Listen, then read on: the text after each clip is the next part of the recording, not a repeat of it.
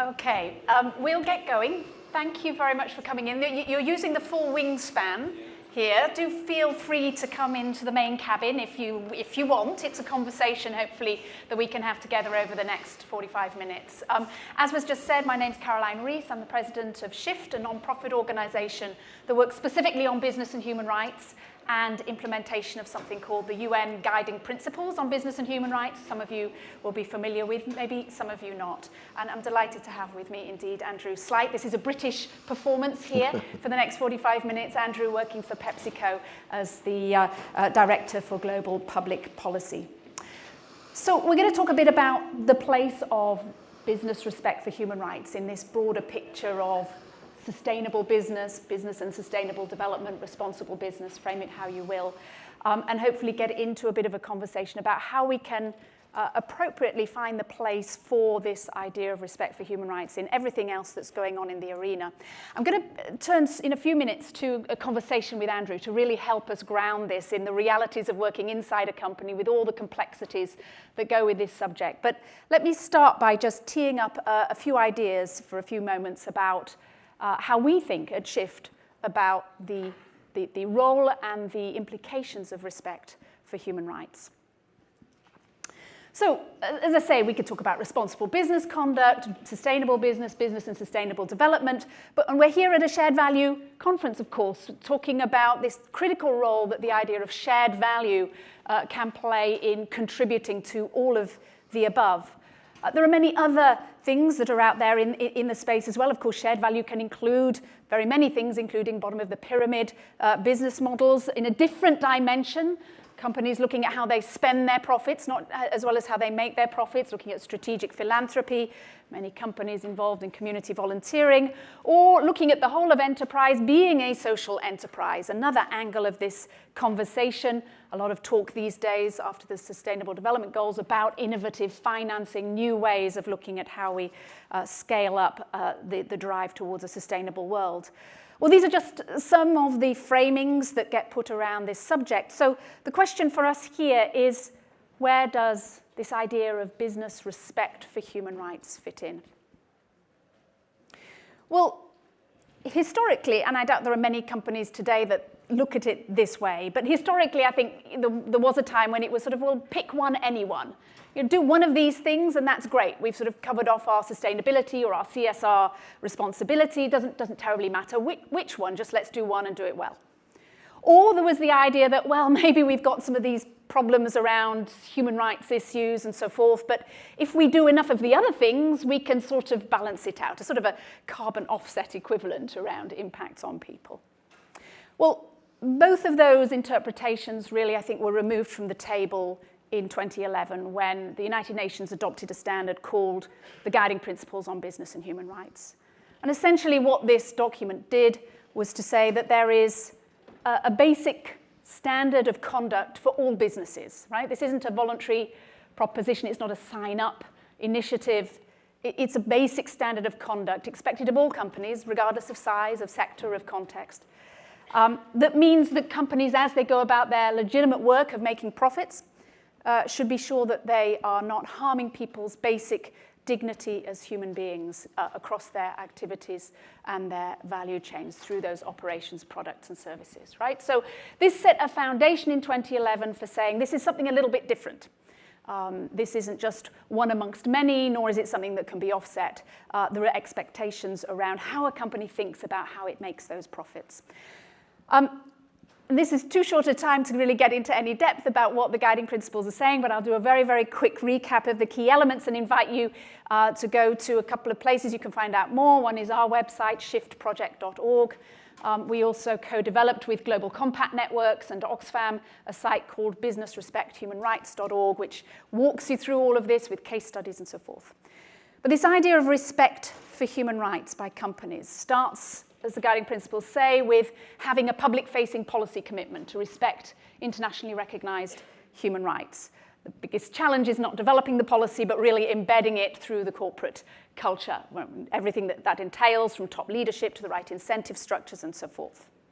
Then at the heart of this proposition, we have the idea of human rights due diligence, fundamentally a risk management process that's familiar in many regards for business, in other domains. You're assessing the nature of risks, in this case, risks to people, not just risk to business, risk to people. You're assessing that, you're integrating the findings from those assessment processes and acting upon the findings. You're tracking how well that's working in practice, and you're communicating internally and externally about it. As I say, focus on risk to people, and it's an ongoing process. It's not a moment in time when we have a new merger or acquisition or enter a new market. It's ongoing and informed by continuous engagement with stakeholders inside and outside the company. Now, all of that, of course, is about aiming to prevent harm to human rights in connection with what you do across within your operations and across your value chain. But of course, life is complicated. Global supply chains are extremely complicated. Operating contexts are challenging. And companies don't control all the variables within which you operate by any extent. And so things do go wrong. And the key here is not just to have systems to try to prevent that happening, but to have systems to respond when that does happen and take the appropriate role in looking at how to provide a remedy to those affected, as well as forward-looking, preventing its recurrence. The other critical angle here is that this isn't just about the company's own activities, its own operations. It does push this responsibility to say it's across your business relationships. So if there's child labor or forced labor, 3 tiers up your supply chain linked to your products, then that engages your responsibility. It doesn't make you uniquely responsible. It doesn't mean you have all the answers, but it engages a level of responsibility. So if that's what the guiding principles are saying about this expectation for how a company thinks about how it does business, then what does that mean, again, for our broader question of where this sits in a wider conversation about responsible business? Well, what we've seen, and particularly in the period of year and a half now, almost since the development of the Sustainable Development Goals, is particularly these two kinds of ways of looking at what this means, which are well-intentioned, but we would suggest quite wrong. Right? On the one hand, you have this image where it's about compliance. You've got the laws, and then you've got this normative expectation of respect for human rights that includes legal aspects, but isn't just about the law.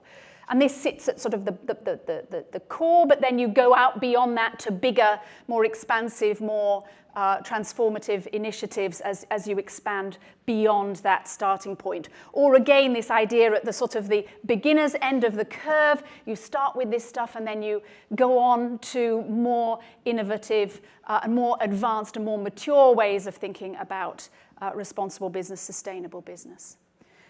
So at the top end then, it's all about leadership, what the C-suite is talking about, on platforms about innovating, thinking about collaboration, seeing the business opportunity, talking about the positive impacts for planet, for people, and the transformational effects that this can bring.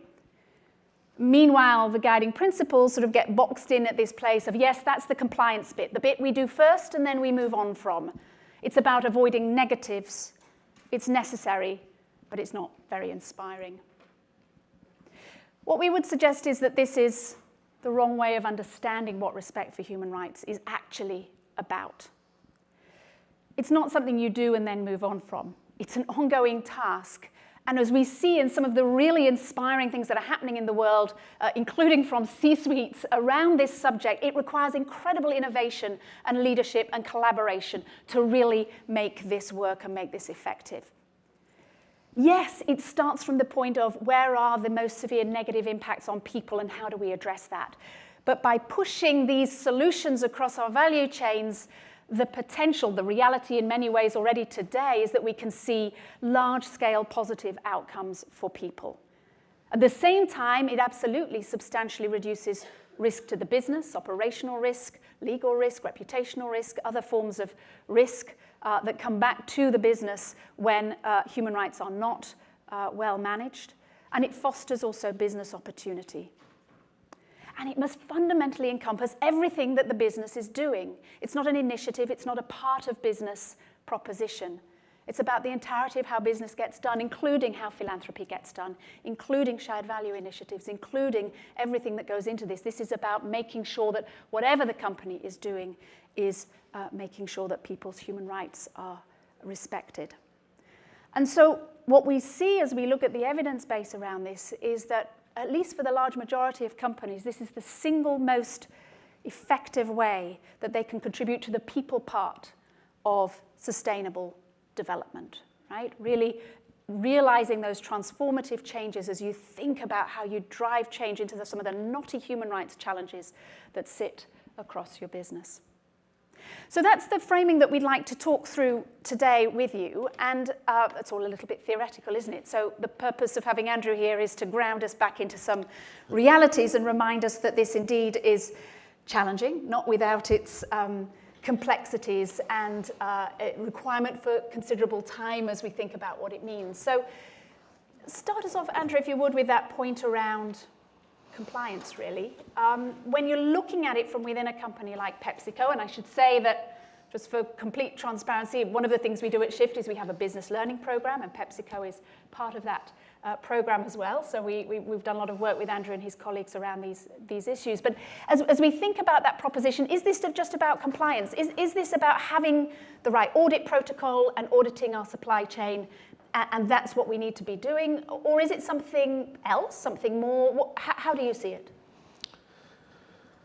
First of all, for transparency, I should also say we're nowhere near the smart vision of human rights, but we're looking to move towards it. I think your question is what we're fundamentally grappling with, that our human rights journey is one that's evolved from a kind of due diligence approach and probably a compliance approach which relies on audit for our operations, for our first-tier suppliers. We have a huge agricultural supply base, so we've got a lot of focus there. But in each of those areas, we really rely on a assessment, audit, management approach with tracking and so on.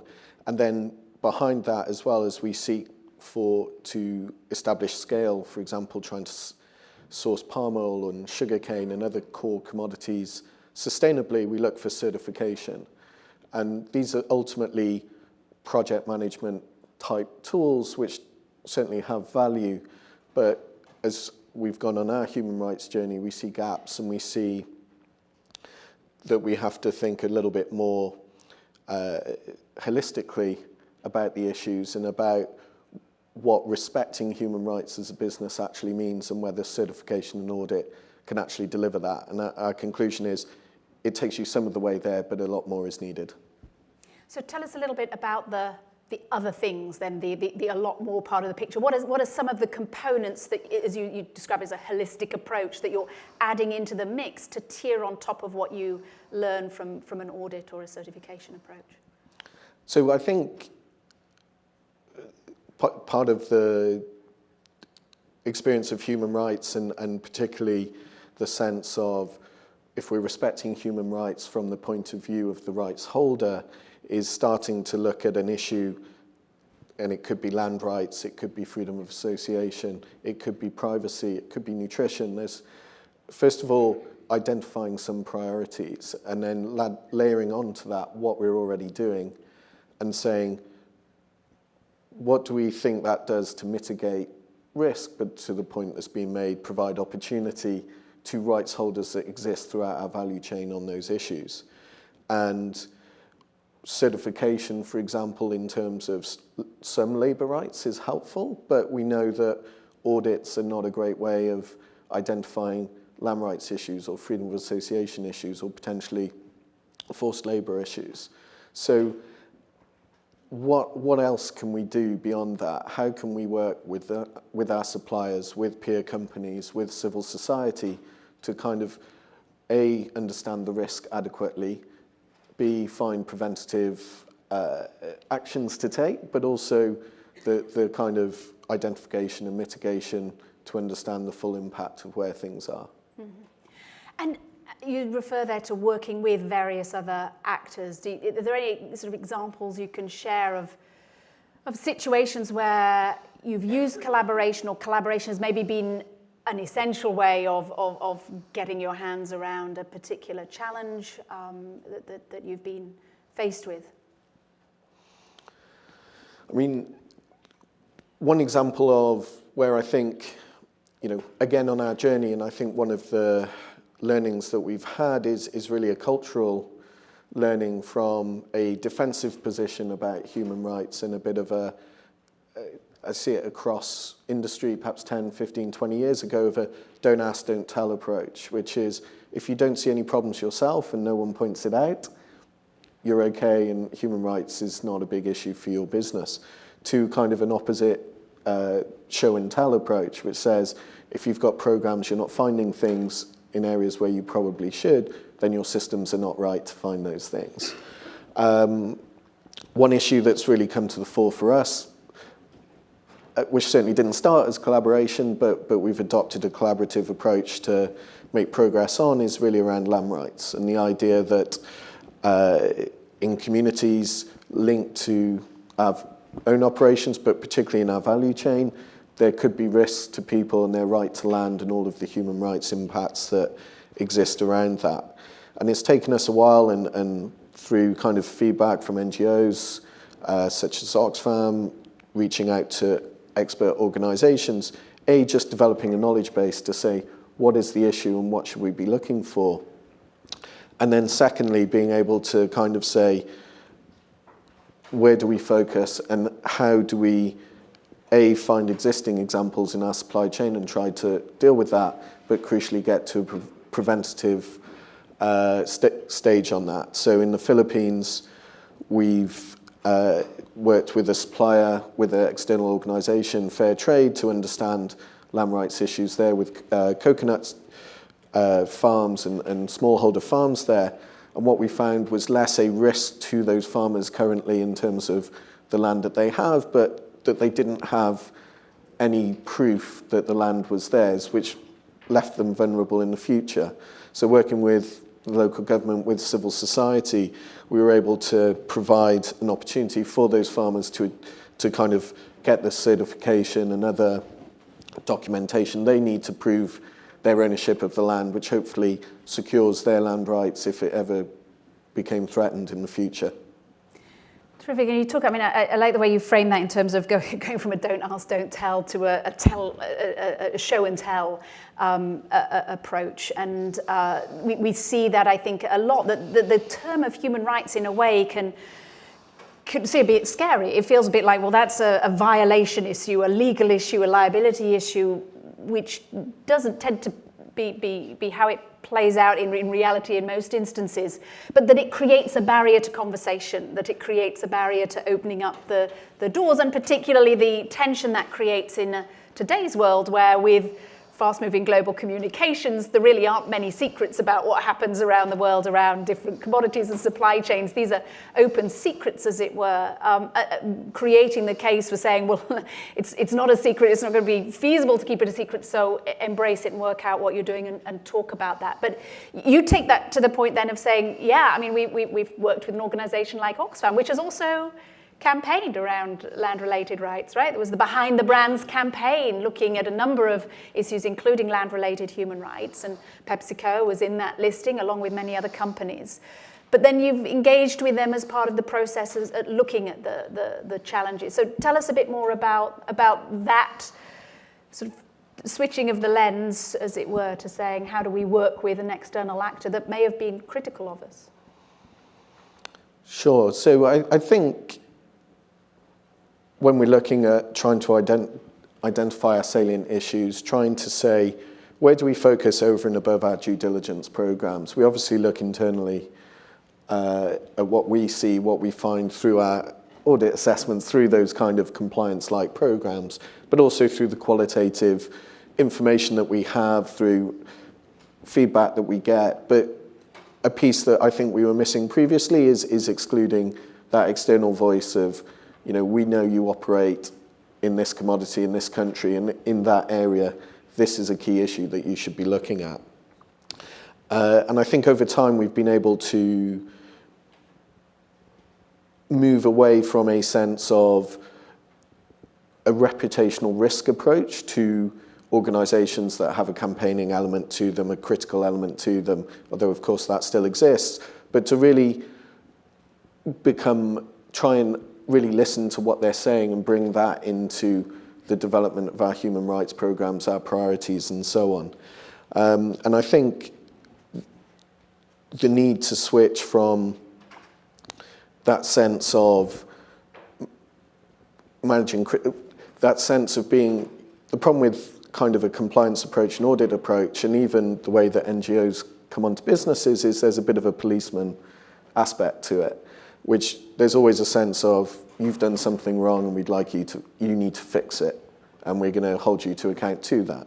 And to some extent that's needed, but the complexity of these issues, the systemic nature of these issues, plus you talked earlier about you activate responsibility, possibly not all of it, possibly a tiny bit of it, and we get wrapped up in how much responsibility and exactly what we should do versus saying, we can all acknowledge there's a challenge here.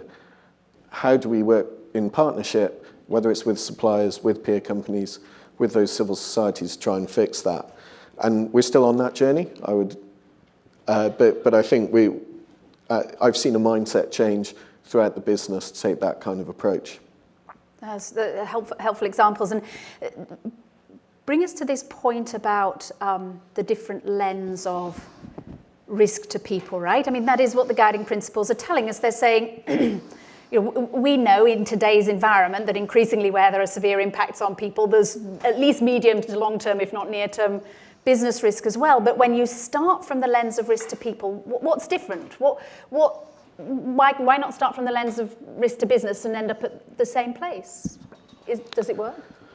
Sure, and I think while we were building our human rights program internally, we spent a long time and got to a stage where we were pleased internally that human rights was part of our core business enterprise risk management program, which meant that we were asking our businesses around the world as well as corporately to look at human rights in terms of a business risk and how we might, is it something we need to push up the chain and put through what is, as with many other businesses, a very core approach that gets senior level management buy-in.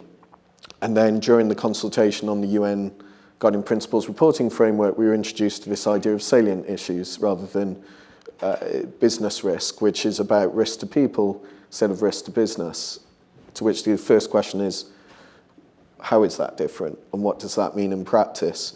And also, having spent all this time getting a business risk approach integrated into the business, how am I going to sell in an idea of salient risk to the business as well? And basically, we found some practical examples of where there is a difference. So I mentioned the work that we've done in land rights in Brazil. We did an assessment. We focused where most of our sugar is sourced from in Brazil, which is in the Sao Paulo area in the center of Brazil. It's about 80 to 90% of our sugar supply. And we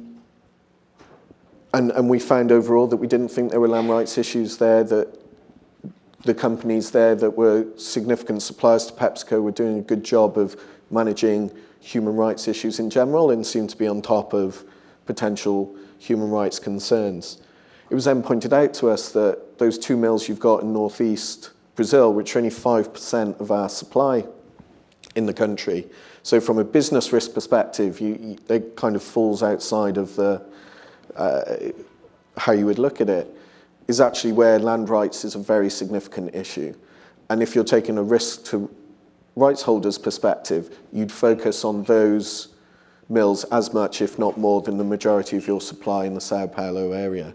And that's been a really good learning of the practical difference between the two, and raises some important issues then that says your suppliers that you have a larger relationship with, a more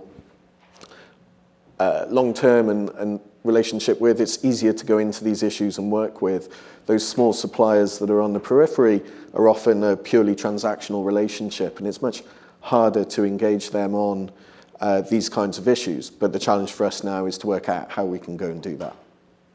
Right, so the non-obvious areas that can have the higher risk to people associated with them that you wouldn't catch then through the traditional approach. And well, take us then from the sort of the point of identifying where some of these greater risks to people are, through to the angle of some of the ways in which, I don't know if you again could put an example on it, but ways in which you've sort of gone about tackling something in this audit plus or beyond audit realm in a way that's showed to yourselves within the business and beyond the positive outcomes, right? I talked a bit in the introduction about this sort of sense where there's almost like a hermetically sealed box of this deals with the negative stuff.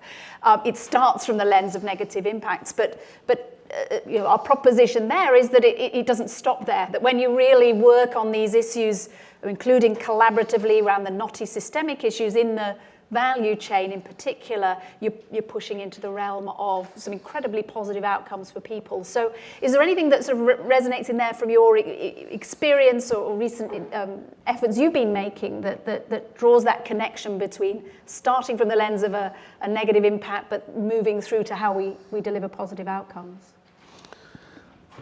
I think we're on that journey across a number of issues. So I mentioned, the salient issues, that's almost where we want to get to around whether it's, we've identified things like human right to water, land rights, vulnerable workers, and so on. And, we do start from that, how do we prevent negative impacts to people? But in that process of looking at salient issues, you begin to look at your business and your value chain and how they cooperate with each other through a slightly new lens, which is helping us to kind of think about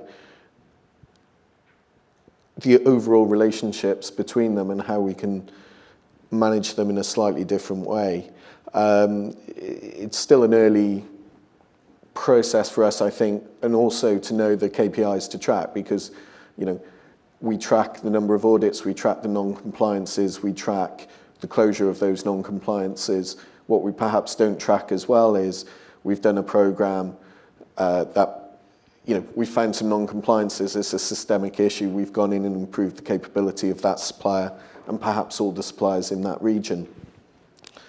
What has been the benefit 6 or 12 months down the line? And to your point, the challenge for business, I think, in general is we do have a complete and move on mentality, and human rights is an ongoing piece that does that. But I think, again, that's where partnerships with civil society, who are often on the ground year in, year out, can kind of see and help us understand what those positive impacts are as we try and deliver programs that improve the capability of our own operations and our supply chain. And actually being able to put more data and figures around those kinds of outcomes for people. I saw a question coming up that related to, can we talk about human rights impacts absent environmental or environmental absent human rights and the relationship between the two? And that struck me because, PepsiCo was one of the first companies to acknowledge the human right to water and sanitation, which clearly straddles those boundaries. But any reflections from your perspectives about the interrelationship here, right? Because this isn't just about carving out a corner that's called human rights and so forth, but it's really about how does this permeate everything else the business is thinking about? How do you see the interrelationships? I think they're very clear, particularly as you go further into the supply chain, of where you find one, you will often find the other. So we know with certain commodities, there's an environmental impact and there's a human rights impact associated with it. So they're absolutely, I think, joined together. I think one of the interesting things, and you can add other social challenges, we're obviously a food and drink company, so we've got issues around, issues and opportunities around social issues around health and wellness and things like that, which again, how do these all interrelate, and how do we as a business with expertise separated for these different issues come together and look at them holistically? You mentioned human right to water, which is again linked to climate change, which is driving some of these issues. I think we can do a better job, to be honest, of being holistic and tying them together. And one challenge for us, very frankly, is we've got this environmental pillar, we've got this social pillar, and we've got human rights.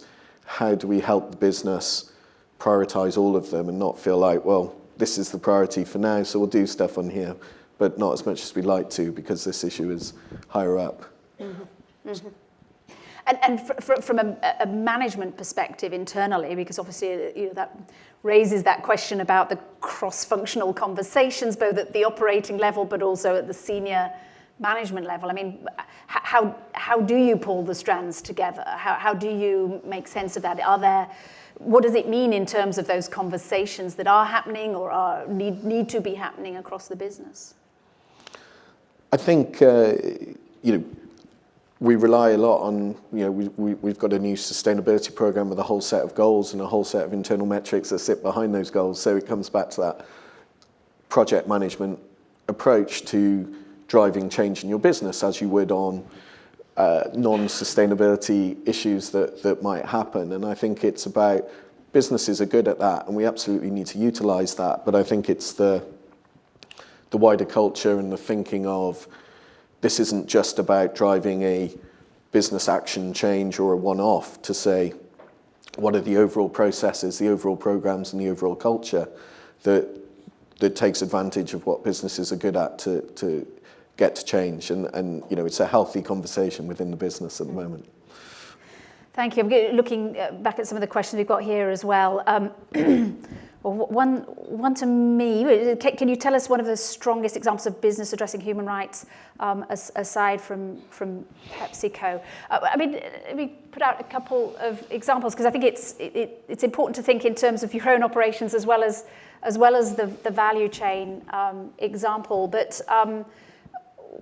one thing I think where the point sometimes comes together nicely or very clearly for people, even if it's not thought of in these ways, is when we're talking about the starting from a negative impact on human rights, a human rights challenge, and then understanding how you have transformative impact by addressing it, actually is something very familiar to nearly every company, which is discrimination in the workplace, right? And we live in an era now of diversity and inclusion policies, programs, and so forth, which start from a knowledge that there's pervasive bias in the workplace, not intentional, of course, we know that, but structured into the ways that things happen.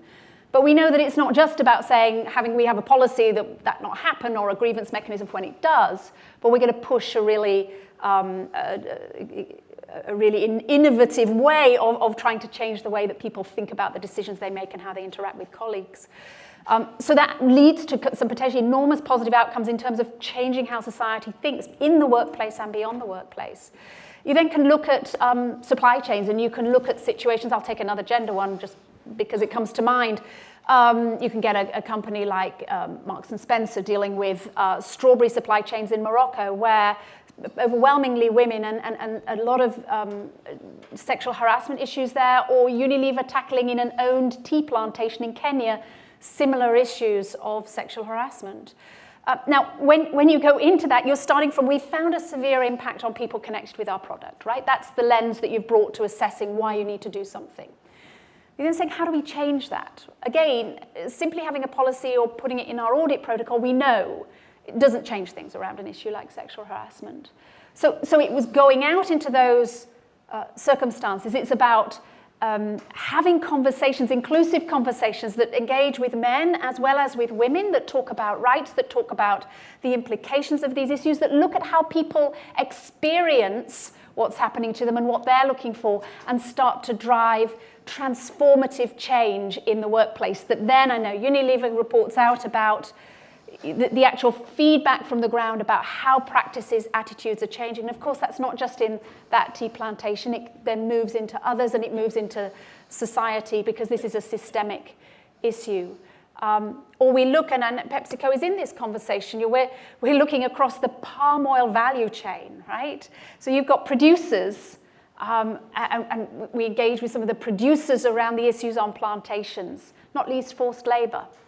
Right? And from the producer's perspective, if you're in Malaysia, it can just be annoying. Gosh, of course we hold passports. Half the workers tell us we need to hold their passports. That's what we do. The government says that holding passports is okay, is fine, it should be done.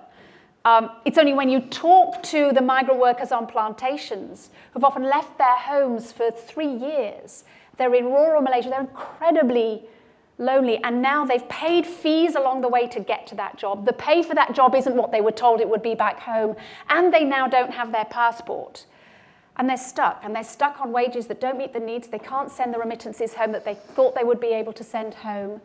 They're disenfranchised in every way, and the suicide rates are high. And this is then understanding the lens of human rights, the human experience around something that just looked like, well, you hold a passport for safety, right? When you put it together with these other elements, you've got a systemic issue. This is pervasive in palm oil plantations, in the electronics industry, in Malaysia, in many fishing around Southeast Asia, many parts of the world. These are not company X did Y and Z happened. These are pervasive problems. But then you can say, okay, well, we've got that. We've also got buyers of palm oil, like PepsiCo and many, many other companies. Then we've got the financiers of these supply chains. And we're talking across those structures to say, how do you think together about driving change? You've got a group like the Consumer Goods Forum that has 10 million workers just in its first-tier suppliers, about 60 million if you go beyond there, who now have a commitment to address forced labor with a focus on palm oil and seafood. Right? You then look at what you can do when you bring that leverage from the C-suite to bear upon an issue like palm oil, and you start to get to transformative change. So we see examples happening already where you see the results, and we see some real leadership happening that can drive for more results. Andrew, I'm going to come back to you. You mentioned collaborating with Oxfam, opportunities to partner with other types of organisation, public, private, around these, or even direct competitors. I mean, the short answer is yes. There's huge opportunity, and I think some of that is beginning to happen. I think you mentioned Consumer Goods Forum. There's I think a strong commitment there around labour rights, where members of the CGF are coming together and saying collectively, let's have some rules about fees, about retention of documents, some of those things that we know are fundamental to creating forced labour environments and so on, and say, look, we can have a collective policy and communicate that policy throughout our supply chains clearly with full effect, and obviously build our programs to make sure that those things are being put in place. And I think you can see, hopefully, we would hope that as well as having a practical impact through what we find, it sends a clear message about that as an issue to us and about the things that people can and can't do within our supply chains. But I think we're probably scratching the surface, and there's a lot of opportunity, there's a lot of experimentation, and it's an interesting challenge between the kind of core work, the compliance-led work that's expected of companies, and absolutely rightly, to manage issues within their own value chain, and the opportunity for systemic change by trying out new partnerships, trying out different ways to work with, whether it's civil society, whether it's governments, whether it's private sector companies as well. And I know one word that we're going to hear a lot more about in this conversation is leverage. What's our leverage? What's civil society's leverage? What's government's leverage? And I think there are a lot of assumptions that are not necessarily correct between the three parties. And I think as we get together and start understanding what leverage we all have, excuse me, in practice, and how we can combine that leverage effectively, I think there could be some really interesting conversations going forward. Thank you. I want to respect a question that's got a lot of support here, and Andrew raised it. I also want to respect that it may or may not be something you feel you can address here, but it's important that we embrace what people are asking. A question, if you could comment on the recent ad campaign and the issues that were raised around that from your human rights view, and did public perception impact internal thinking? Over to you on how you can address that. I mean, I can talk in general terms. I'm not close to the advert. I don't have any specific comments about the advert itself. Obviously, you've seen it, we've seen it. I think one thing that's interesting to me is obviously it's probably fair to say that when we think about that opportunity for bringing human rights into every single conversation in our business, and then thinking, well, clearly we don't need to put it in that part of our business or this part of our business, it's a good example that maybe we do want to at least have that conversation, and it shows that there's potential impact throughout everything that we're doing, from advertising, from the obvious things like our operations and procurement, through to our advertising and marketing, the way we sell products and everything else. So I think we've still got a long way to go to work out exactly how human rights becomes embedded in every aspect of how we do our business. And that. Thank you, Andrew. And I think a great example of how indeed this is a pervasive question, and that creative internal conversation that takes sort of the blinkers off where we usually think about human rights issues sitting, and draws the lens back and says, how does our business connect with people? In what ways does it connect with people? Where, of course, is that just a per se positive aspect, and where might it have risks? And then how we engage that, and really embracing that. So it's a lovely illustration, I think, in many ways of that holistic conversation of understanding how this permeates how a company should think about its business and drive change accordingly. Thank you for the great questions that were put up for us. But above all, I want to thank Andrew for bringing his perspective and experience from PepsiCo working on these issues of business and human rights. And should be happy to take any questions after the session as well. But we're up with time, so we'll close this now. Thank you very much.